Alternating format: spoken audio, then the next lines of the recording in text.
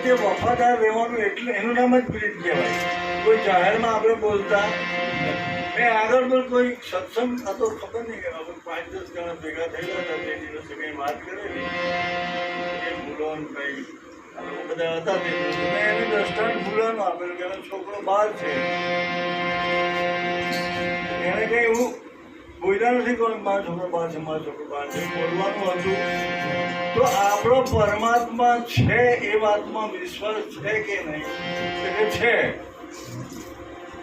જેનો છોકરો બહાર છે એને છોકરાની હાથનું સંગાતનું સુખ નથી.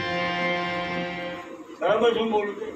છોકરો જેનો બહાર ગયેલો એનો છોકરો એને કોઈ વાંઝ્યા કહી શકતું વાંઝ્યા કહેવાય કારણ કે એનો છોકરો બધા જાણતા હોય છોકરો છે એમ એ ખુદ બી જાણતા હોય કે છે પણ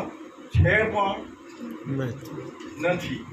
તેમ ઈશ્વરને કદાચ તમે હું એવું કહેવા માંગુ કે ભગવાન પર એવો વિશ્વાસ રાખો કે જેમ તમારો દીકરો પરદેશમાં છે તેમ તમારો ઈશ્વર બી તમારા પરદેશમાં છે.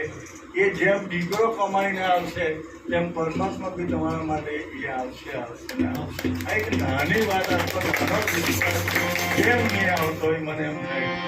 દીકરો ગયેલો એ છે જ.